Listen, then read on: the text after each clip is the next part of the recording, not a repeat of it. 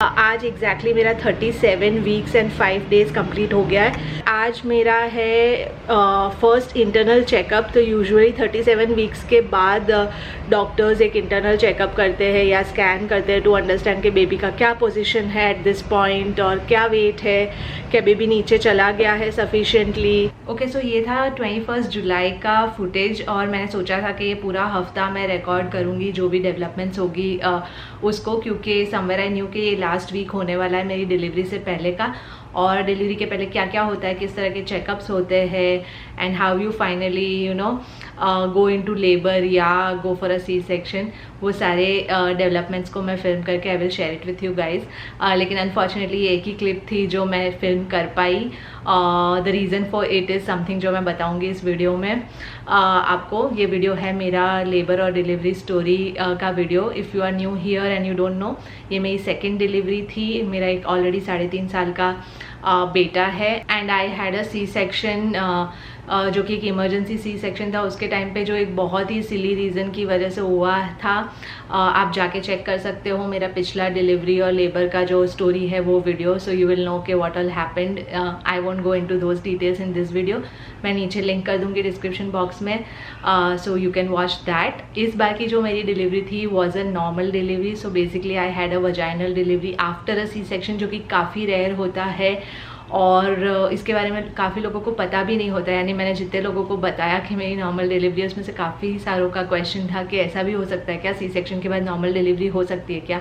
So the answer is yes, बहुत सारे cases में हो सकती है डिपेंडिंग ऑन आपका फर्स्ट सी सेक्शन क्यों हुआ था। So I am going to share all of those details in this video. Hopefully it will be helpful. So let's just begin. एक छोटा सा डिस्क्लेमर, ये वीडियो बहुत लंबा होने वाला है, मुझे ऑलरेडी पता है, क्योंकि इतनी सारी चीज़ें हुई थी, इतनी इवेंटफुल डिलीवरी स्टोरी हुई थी। सो आराम से बैठ के देखेगा जब आपके पास टाइम है। तो जैसे ये क्लिप में दिखाया, 21 जुलाई को हम लोग हमारे रूटीन चेकअप के लिए गए थे डॉक्टर के पास। ये था मेरा 38 वीक का चेकअप। यूजुअली 37 वीक्स के बाद बच्चे को फुल टर्म माना जाता है, और उसके बाद अगर आप सी सेक्शन के लिए जा रहे हो तो you can plan it any time after 37 weeks. और अगर आप नॉर्मल डिलीवरी के लिए जाना चाहते हो तो 37 वीक्स के बाद कभी भी लेबर शुरू हो तो इट्स कंसिडर्ड नॉर्मल, उससे पहले प्री टर्म माना जाता है। So when we went for this 38 week checkup, doctor मेरा इंटरनल एग्जामिनेशन करने वाली थी। इससे बहुत सारी चीज़ें पता चलती है इन टर्म्स ऑफ कि आपका बॉडी कितना रेडी है for the upcoming delivery, and खास करके अगर नॉर्मल डिलीवरी आप चाह रहे हो तो कुछ कुछ चीज़ें चेक करते हैं वो लोग। उसके बेसिस पे they decide whether you are close to your labour और नॉट। तो जो पहली चीज़ चेक करते हैं वो है सर्विक्स का आपका क्या पोजीशन है। सो सर्विक्स का पोजीशन अलाइंड होना चाहिए, आगे की तरफ होना चाहिए, ताकि बेबी इजीली आगे मूव आउट कर सके। दूसरी चीज़ देखते हैं सर्विक्स की लेंथ, वो भी चेंज होती है जैसे जैसे आपकी ड्यू डेट पास आती है। और तीसरा होता है सर्विक्स का सॉफ्टनेस, यानी सर्विक्स जैसे जैसे ड्यू डेट पास आती है सॉफ्ट होता जाता है ताकि आपका बच्चा बाहर निकल सके। एंड उसके अलावा देखते हैं कि क्या बच्चे का जो हेड है वो फिक्स हुआ है कि नहीं, क्योंकि एक बार हेड फिक्स होता है उसके बाद ये सारी चीज़ें प्रोग्रेस होनी शुरू हो जाती है। सो मेरे केस में जब उसने इंटरनल एग्जामिनेशन किया तो the findings were not very good. She told us के सबसे पहले तो जो मेरा सर्विक्स है वो एकदम ही पीछे बैठा हुआ है, यानी पूरी प्रेगनेंसी में सर्विक्स पीछे होता है ताकि आपका प्री टर्म डिलीवरी का कोई स्कोप ना रहे, वो आपके यूट्रस को अच्छे से क्लोज्ड एंड सिक्योर रखे। सो जैसे जैसे आपकी डिलीवरी पास आती है सर्विक्स पीछे से बीच में और बीच में से आगे आ जाता है। सो माइन वॉज कम्प्लीटली पीछे, विच वॉज लाइक एकदम ज़ीरो स्कोर। उसके बाद सर्विक्स का length was also not suitable. The only good thing was कि सर्विक्स सॉफन होना शुरू हो गई थी, 30-40% जितनी सॉफन हुई थी। That was the only good part. बाकी मेरे बेबी का हेड भी फिक्स नहीं हुआ था, यानी वो हेड डाउन तो काफ़ी टाइम से था लेकिन the head was not fixed. So the doctor said कि इस टाइम तक यूजुअली ये प्रोग्रेस होना शुरू हो जाना चाहिए था। अब नहीं हुआ है तो ज़्यादा से ज़्यादा we can wait for 1 more week.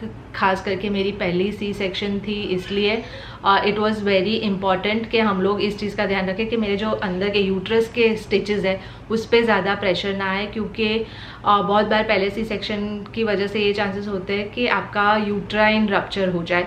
हालांकि 1% ही स्कोप होता है, but still why take a chance वाला सिचुएशन था। So the doctor said let's meet after a week and देखते हैं, और अगर तब तक में भी कोई प्रोग्रेस नहीं हुआ देन शी वुड सजेस्ट कि we go for a C section this time also, क्योंकि फिर it can become a little risky. So मैं काफ़ी डिसअपॉइंटेड थी और इसीलिए मैंने इसके बाद का अपडेट भी फिल्म नहीं किया था। मैंने सोचा था लेट मी टेक 1 डे और फिर दूसरे दिन मैं आराम से बैठ के बताऊंगी कि क्या हुआ था। बट या सो दिस हैपेंड। बट मैंने डॉक्टर से चेक किया कि क्या हम कुछ कर सकते हैं इन टर्म्स ऑफ के लेबर को हेल्प करे या इन चीज़ों को प्रोग्रेस करने में हेल्प करे। सो द डॉक्टर सेड कि एक ही चीज़ आप कर सकते हो कि आप अपनी मूवमेंट जितनी है उससे बढ़ाओ, एक्सरसाइज वॉक्स वो सारी चीज़ें बढ़ा दो। जितना आपका बॉडी मूव करेगा उतना चांसेस है कि बेबी थोड़ा थोड़ा नीचे मूव करेगा, हेड फिक्स होगा और बाकी की सारी चीज़ें उसकी वजह से चेंज होगी।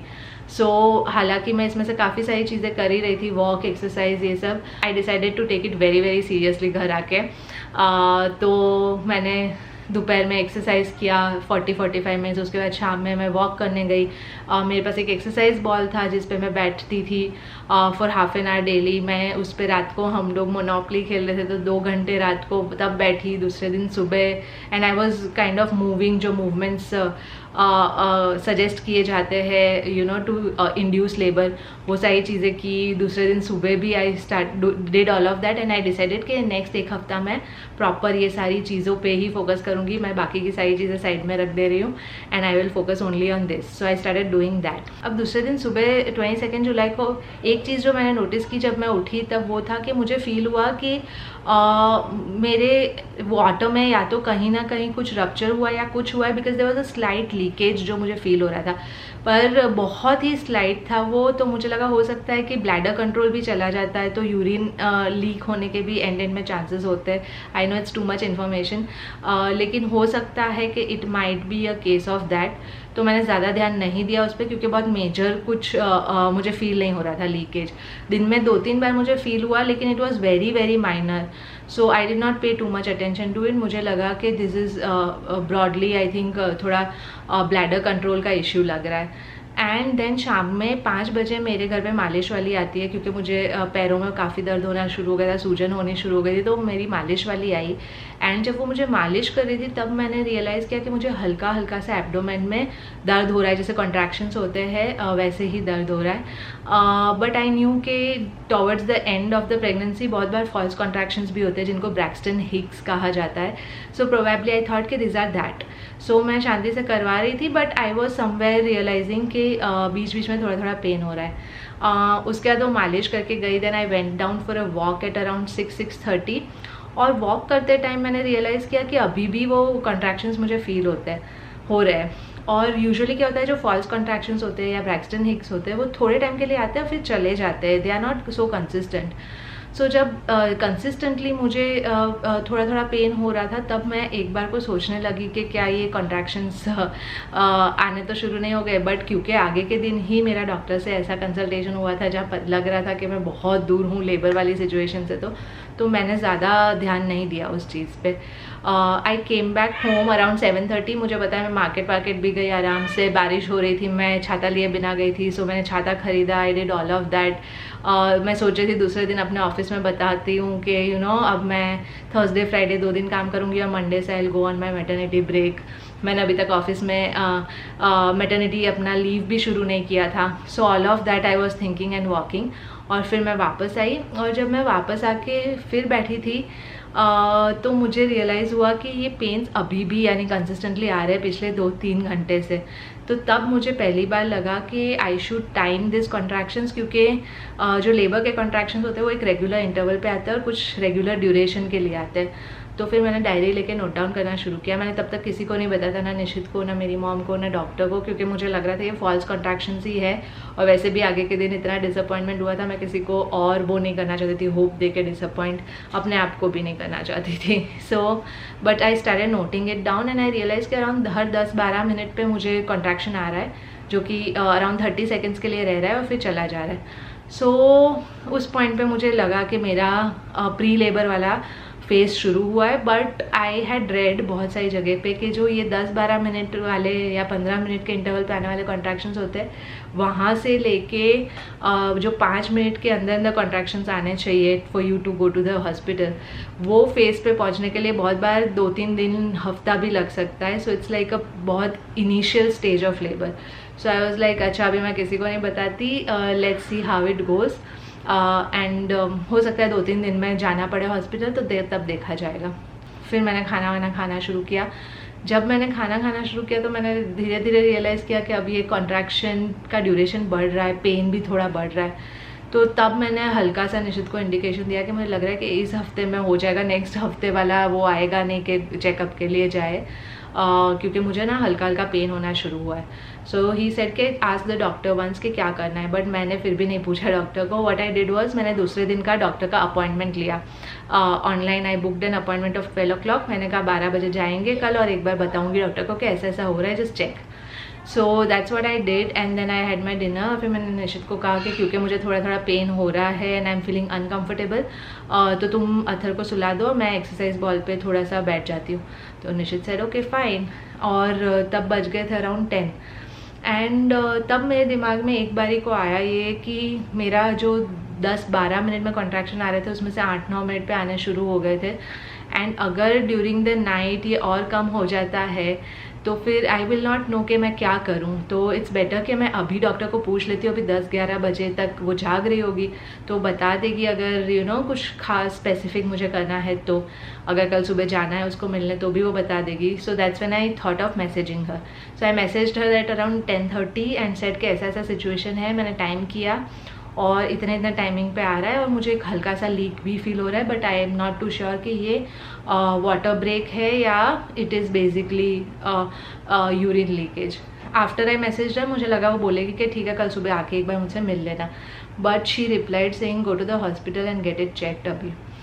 सो आई वॉज लाइक अरे अभी तो 10:30-11 बजे है। एंड शी इज़ लाइक हाँ ये डॉक्टर होगी वहाँ, एक बार चेक करवा लो। तो तब इट हिट मी कि हो सकता है कि ये एक्चुअली एक प्रॉपर लेबर का इनिशियल स्टेज हो, क्योंकि अगर डॉक्टर कह रहा है जाने को तो it is important to go and get it check. So I thought कि लेट मी वेट, अथर को सुला के निशित बाहर आ जाए, फिर मैं उसको बताती हूँ कि ऐसा ऐसा हुआ and then we will go. So I told my mom कि ऐसा ऐसा है और हो सकता है हमको अभी हॉस्पिटल जाना पड़े। एंड मेरी हॉस्पिटल बैग ऑलरेडी रेडी थी, so everything else was set. And फिर निशित बाहर आया जब, तो आई टोल्ड हिम कि डॉक्टर ने ऐसा कहा है कि एक बार जाके हॉस्पिटल में चेक करवा लो। सो ही सेड कि ठीक है चलो लेट्स गो। तो हमने हॉस्पिटल बैग रख दिया और हम जाने को हो ही रहे थे कि अचानक से पता नहीं अथर कहाँ से उसकी कच्ची नींद थी उड़ गई and he came out and he told me कि कहाँ जा रहे हो आप। एंड मैंने बोला हम लोग हॉस्पिटल जा रहे हैं, अभी 1 घंटे में वापस आ जाएंगे। एंड पता नहीं उसको क्या फील हुआ, एकदम से ही started crying and he said कि नहीं मुझे भी आना है आपके साथ एंड आप मत जाओ। एंड आई वॉज लाइक अरे हम 1 घंटे में आ जाएंगे, और मैं अंदर से बहुत श्योर थी कि हम लोग आ जाएंगे अभी चेक करवा के वापस।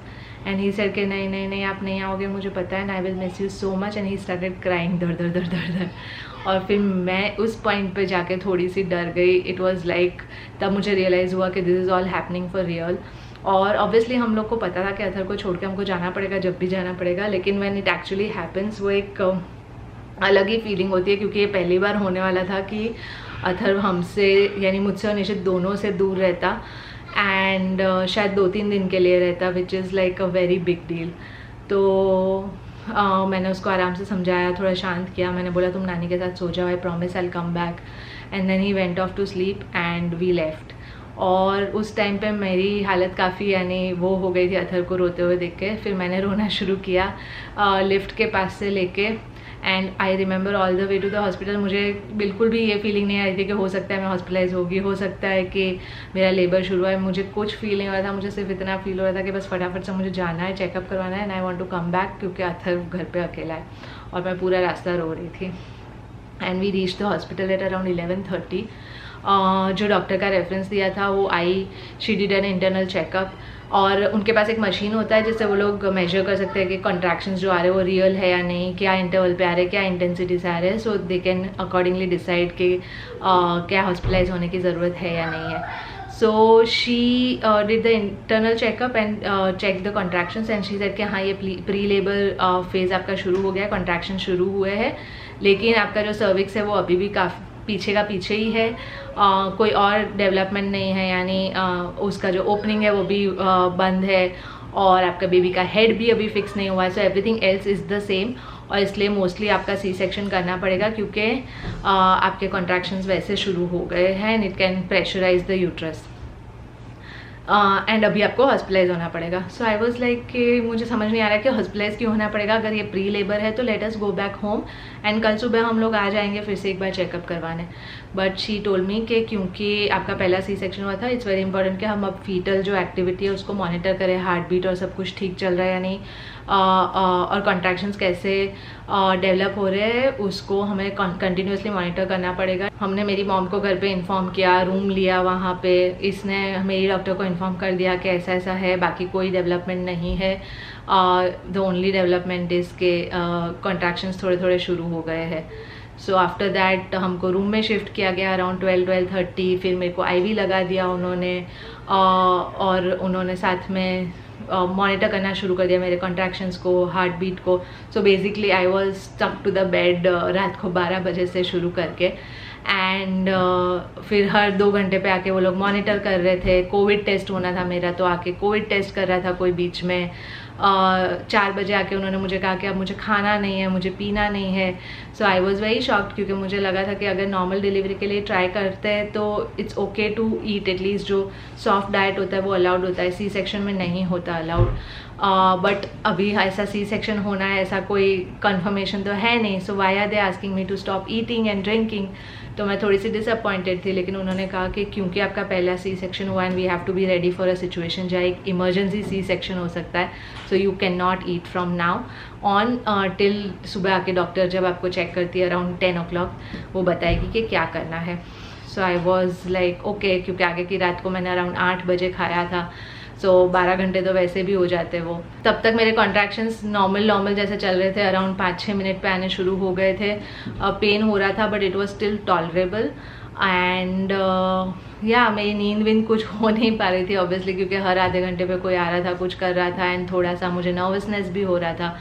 सो I hadn't slept all night and I was waiting for the doctor. Around 9:30 को वो आई और आके उन्होंने मुझे फिर से इंटरनली एग्जामिन किया, एंड शी सेड के थोड़ा सा डायलेशन तो हुआ है, डायलेशन 2 सेंटीमीटर हुआ है, बट अभी भी सर्विक्स ज़्यादा मूव नहीं की है, but it's still better than before.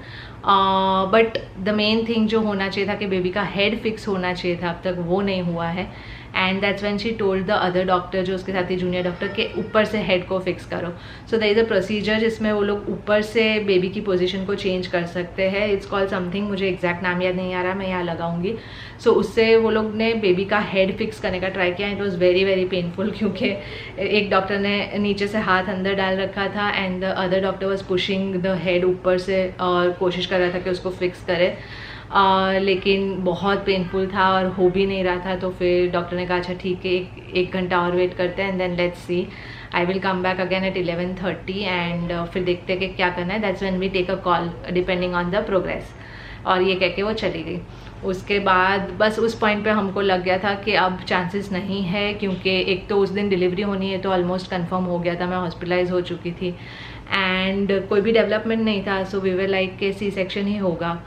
और सारे डॉक्टर्स यानी आगे की रात से लेके अभी तक जितने भी डॉक्टर्स, जूनियर डॉक्टर्स जिसका शिफ्ट चल रहा था, जो भी आ रहा था, सब मुझे चेक करके बोल रहे थे कि प्रोग्रेस ज़्यादा है नहीं, आपका पहला भी सी सेक्शन है, तो there is a high chance कि आपका सी सेक्शन ही होगा आज। सो समवेयर मैं और निजित भी अपने आप को मेंटली प्रिपेयर करने लगे कि इट्स ओके, अब जो भी है सी सेक्शन हो जाएगा आज। एंड मैं कहीं ना कहीं सोच रही थी कि ठीक है हो जाएगा, तो कल मैं घर चली जाऊँगी, परसों घर चली जाऊँगी, अथर भी घर पे अकेला है। So we were mentally preparing ourselves. Then the doctor came at 11:30 और उसने फिर से मेरा इंटरनल एग्जामिनेशन किया and the first thing she said is कि कर देगी ये vaginally deliver. And that's when एकदम से थोड़ा सा होप जगा कि डॉक्टर ने आके सबसे पहली चीज़ ये कही है कि वो कर देगी vaginally deliver after 24 hours of constantly being told कि कोई डेवलपमेंट नहीं है, मुश्किल लग रहा है। So I was very very happy. उसने कहा कि अराउंड 2-3 सेंटीमीटर जितना डायलेशन हुआ है, सर्विक्स का पोजीशन भी धीरे धीरे करके इम्प्रूव कर रहा है, हेड अभी भी हवा में but it's still better.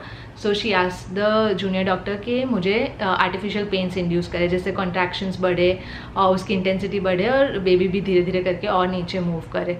So that's when they give me artificial pains. Induction का एक डोज दिया उन्होंने, मुझे याद नहीं है कितना डोज था, बट उसके बाद से मेरे कॉन्ट्रैक्शंस बढ़ने शुरू हुए, पेनफुल होने शुरू हुए, and that's when I started realising कि अब मेरा प्रॉपर लेबर शुरू हो गया है. और डॉक्टर ने कहा कि हम अराउंड 1-1:30 बजे आके फिर से आपको चेक करेंगे. And then she left. और उसके बाद मुझे लगा कि हाँ, मुझे प्रॉपर पेन होना शुरू हो गया, काफ़ी दर्द हो रहा था हर 5 मिनट पे मुझे, और निश्चित कॉन्स्टेंटली मुझे मसाज कर रहा था मेरे पैरों पे. और जो भी आके चेक पूछ रहा था कि कैसे है pains, I used to tell them कि काफ़ी पेन होना शुरू हुआ है. और फिर वो लोग मॉनिटर की तरफ देखते थे और कहते थे कि हाँ ये तो अभी ठीक है, एज इन अभी तो ये प्रॉपर पेन्स आपको फील होने शुरू नहीं हुआ है, प्रॉपर पेन्स तो will be very very bad. And I was feeling कि मुझे ऑलरेडी इतना दर्द हो रहा है और ये लोग ऐसा क्यों कह रहे हैं यानी, बट मैंने कहा चलो ठीक है. उसके बाद अराउंड 1:30 बजे डॉक्टर आई, जूनियर डॉक्टर आई, और उसने मुझे फिर से चेक किया. And she said okay you are around 4 to 5 centimetres dilated, और काफ़ी अच्छा प्रोग्रेस है. एंड आई थिंक अभी नेक्स्ट 2-3 घंटे में we will be able to reach a good point. तो मैं तब तक मुझे काफ़ी पेन होना शुरू हो गया था, मुझे प्यास भूख सब लग रहा था, खास करके हर बार कॉन्ट्रैक्शन आता था मैं चिल्लाती थी. I was feeling very very thirsty, यानी मेरा पूरा गला सूख रहा था. एंड क्योंकि अब आसार थे कि नॉर्मल डिलीवरी शायद हो सकती है, तो मैंने पूछा कि क्या मैं कुछ खा सकती हूँ. तो उन्होंने कहा आप खा नहीं सकते, लेकिन 1-1 ढक्कन पानी पी सकते हो इफ़ यू वांट टू, लेकिन 1 ढक्कन से ज़्यादा नहीं पीना. बट वो 1-1 ढक्कन भी निश्चित बीच बीच में मुझे पिला रहा था, उससे थोड़ा सा अच्छा लग रहा था, वरना मेरा गला पूरी तरह से सूख चुका था. ऑलरेडी 13-14 घंटे हो चुके थे, मैंने ना पानी पिया था ना खाना खाया था, ऊपर से कॉन्स्टेंटली पेन हो रहा था, कॉन्स्टेंटली मुझे आके कोई मेडिकेशन लगाए जा रहे थे वो लोग. So it was quite uncomfortable. But और उसके बाद के जो 2 घंटे थे वो काफ़ी बुरे थे in terms of the pain. यानी मेरे टॉलरेंस लेवल से ज़्यादा होने लगा था मुझे pain. And I was just waiting कि कब अब डॉक्टर आएगी, कब मुझे चेक करेगी. उसके बाद उन्होंने मेरे बॉवल्स क्लियर करने के लिए भी मुझे मेडिसिन दी उस पॉइंट पे, क्योंकि इसके बाद कॉन्ट्रैक्शंस की इंटेंसिटी बढ़ने वाली थी, और हो सकता है ऐसे केस में कि आप पूप कर दो, विच इज़ नॉट राइट ऑब्वियसली. तो दे टोल्ड मी कि आप अपने बॉवल्स अच्छे से क्लियर कर दो.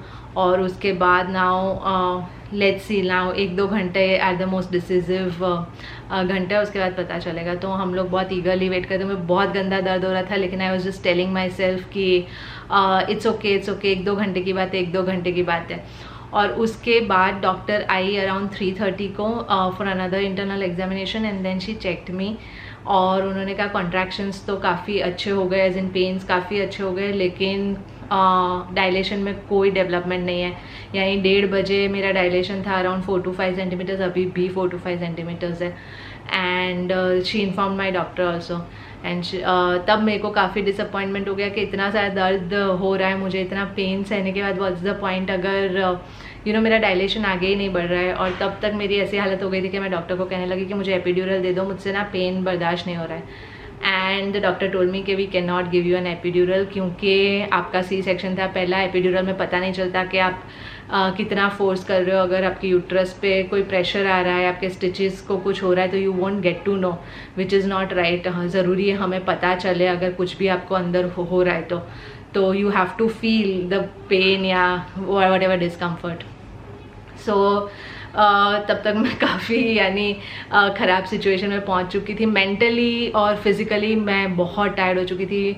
निश्चित की भी बेचारे की हालत ख़राब थी, क्योंकि मैं उसको 1 मिनट के लिए भी उठने नहीं दे रही थी मेरे पास से. वहाँ पे कोविड सिचुएशन था, तो किसी और को अलाउड नहीं था, ओनली 1 अटेंडेंट वॉज अलाउड. सो निश्चित वॉज देयर विथ मी. जब डॉक्टर आता था तब बेचारा फ्रेश होने जाना होता था तो जाता था. उसने लंच भी नहीं किया था, बैठ के वहाँ पे एक मैरी केक का पैकेट था, वो बैठ के उसने खाया था, because I was just not letting him go.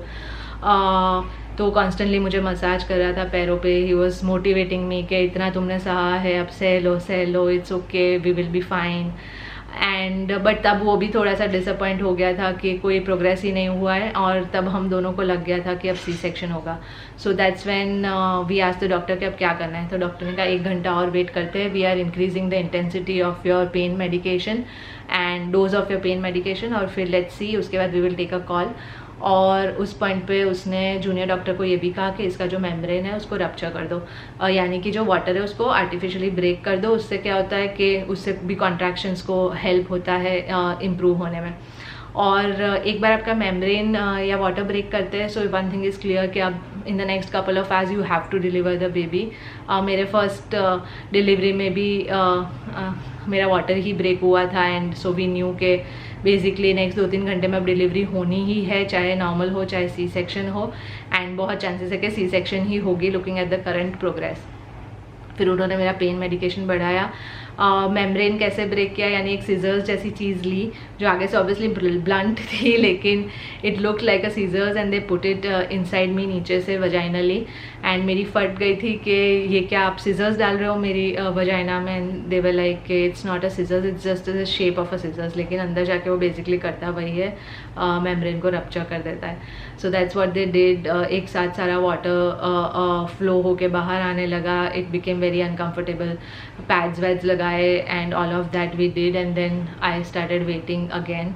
And उसके बाद के जो 2 घंटे हैं वेयर प्रोबेबली द वर्स्ट, 2 घंटे नहीं 1.5 घंटा था, प्रोबेबली द वर्स्ट 1.5 आवर्स उस रूम में मेरा।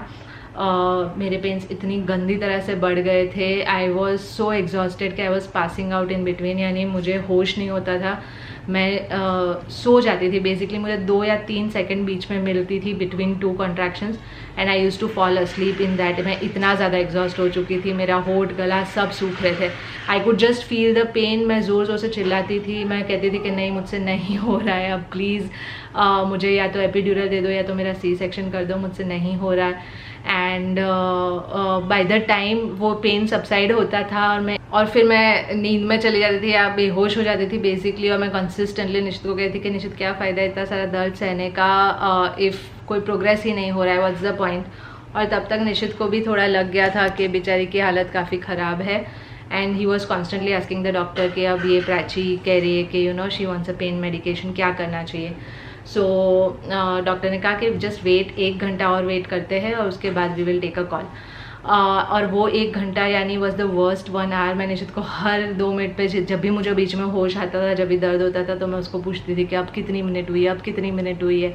एंड निशित की भी हालत काफ़ी हो गई थी, still he was keeping me motivated कि तुम इतना सह रही हो तो now just wait for some more time, सब ठीक होगा, सब ठीक होगा, यू नो कुछ ना कुछ होगा करके। बट मैं कहीं ना कहीं यू नो मेंटली थोड़ा सा टूट गई थी कि यू नो प्रोग्रेस भी नहीं हो रहा है, इतना गंदा पेन हो रहा है, एपिड्यूरल भी नहीं दे पा रहे और खाने पीने भी नहीं, पानी भी नहीं पीने दे रहे, एंड एंड में फिर सी सेक्शन ही होगा टाइप का मेरे को उस टाइम पे फीलिंग आ गया था। Finally at 5:30 the doctor came to my room and she checked me, और मैं डॉक्टर को लिटरली मैं रोने वाली हालत हो गई थी और मैं बेहोशी की हालत में डॉक्टर को कह रही थी कि मुझसे नहीं हो रहा है अब, आई एम सॉरी कि मैंने कहा कि मुझे नॉर्मल डिलीवरी चाहिए, मुझे नहीं चाहिए नॉर्मल डिलीवरी, मुझे बस अब या तो एपिड्यूरल दे दो या तो मुझे सी सेक्शन कर दो मेरा।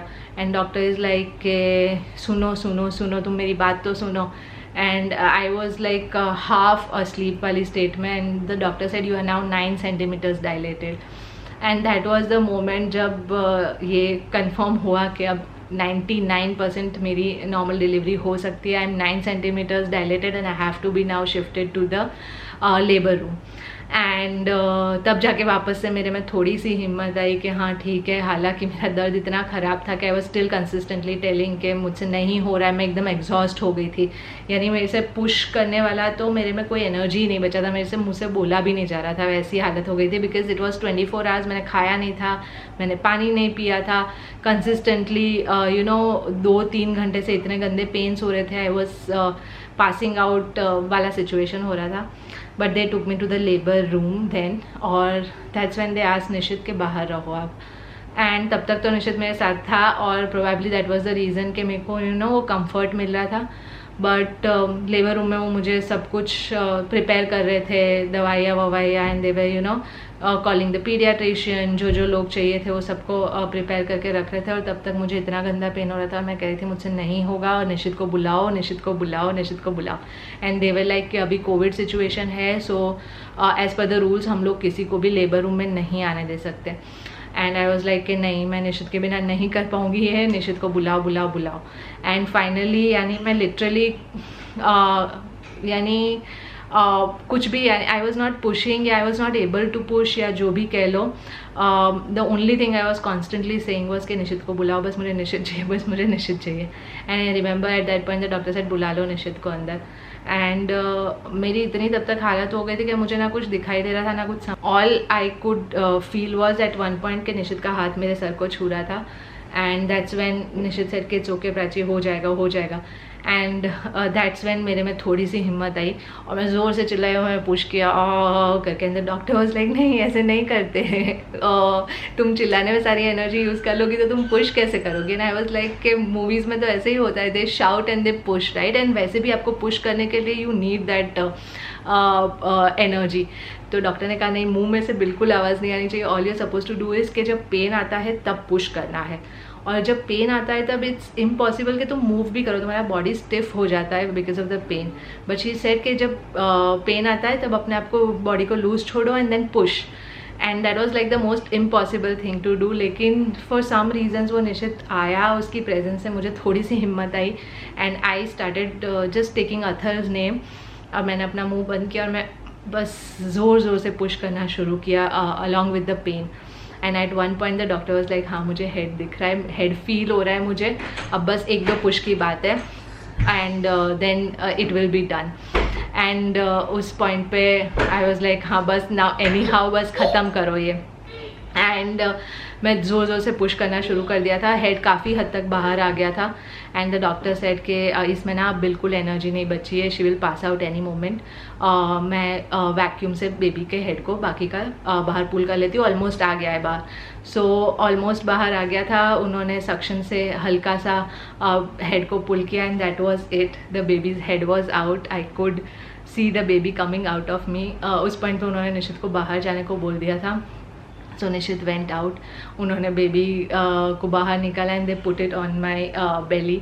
मेरे में बिल्कुल एनर्जी नहीं थी. मैं लिटरली फिर से बेहोश हो गई थी. मुझे बस बेहोशी की हालत में इतना समझ आ रहा था कि मेरे ऊपर एक बेबी है जिसके बहुत सारे बाल हैं and that's my baby. And they said the baby is fine and it's a girl. And the only other thing I realise was के इट्स अ गर्ल और अथर को बेबी गर्ल चाहिए थी. And that was the only thing which was making me happy at that point. और फिर उन्होंने paediatrician को दे दिया बेबी को. और डॉक्टर ने भी मुझे कहा कि यू नो अथर को फ़ोन करके बता दो क्योंकि डॉक्टर ऑल्सो न्यू के he wanted a baby girl. And उसके बाद उन्होंने मेरा प्लेसेंटा डिलीवर किया. ऊपर से मसाज कर करके स्लाइटली करते हैं. It was very very painful again but they delivered my placenta. नीचे स्टिचेस आने थे because there was a tear. So there were 3 stitches जो लेने थे. डॉक्टर ने वो स्टिचेस लेना शुरू किया एंड वो भी काफ़ी पेनफुल था. एंड डॉक्टर ने कहा कि अब बस नहीं चिल्लाना, तुमने बहुत चिल्ला लिया है अब तक. अगर अब तुम चिल्लाई तो मैं बस ऐसे ही चली जाऊँगी छोड़ के, तुम अपना खुद स्टिच करना. So that was when I was like okay चलो ठीक है, मैंने इतना सह लिया, this is the last thing.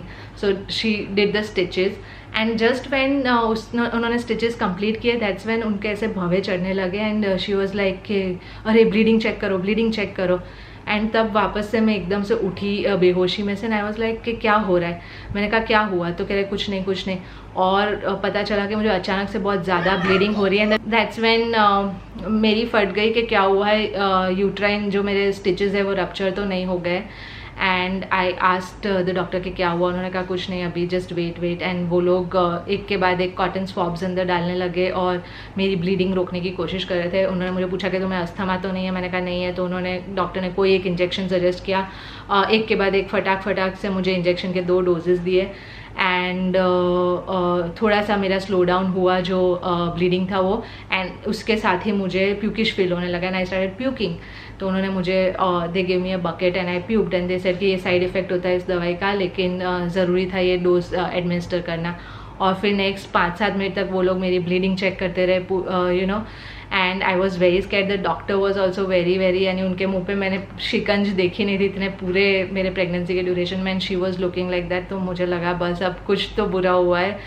ऐसा नहीं हो सकता कि सब कुछ इतना ख़त्म हो गया था. नॉर्मल डिलीवरी भी मेरी हो गई. How could everything go so smoothly, something's now gone wrong. But thankfully another 5-7 minutes उन्होंने सारा क्लीन अप किया. एंड देन शी सेड के okay the bleeding is now under control. उन्होंने मुझे 2 और डोजेस देने को बोले उस दवाई के जो ब्लीडिंग को कंट्रोल करे. यूट्राइन स्टिचेस में से नहीं हो रही थी वो bleeding. It was normal bleeding जो थोड़ी ज़्यादा हो रही थी. So it was all fine. And then the doctor said के नाउ यू आर ओके.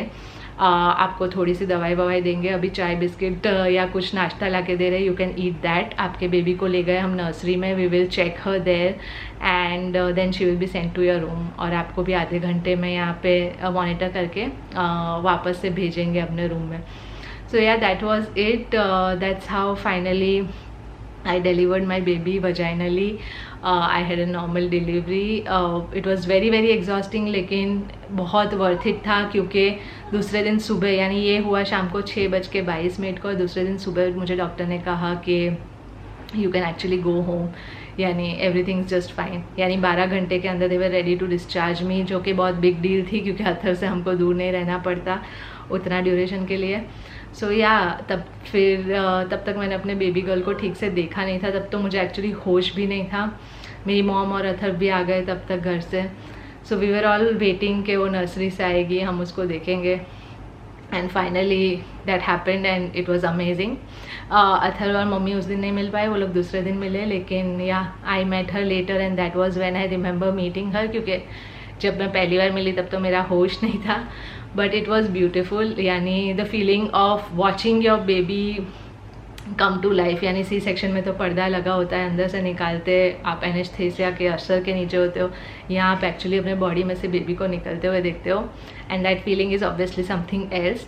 सो यही थी मेरी delivery story, and obviously it's going to be a very memorable day, और इसलिए मैं ये वीडियो बनाना चाहती थी, क्योंकि आगे जाके मैं भी आके इसको देख सकूँ, याद कर सकूँ इन दिनों को। एंड आई होप आप लोगों को ये वीडियो अच्छा लगा तो give it a like, please share, please subscribe, and I will see you in my next one. Bye bye.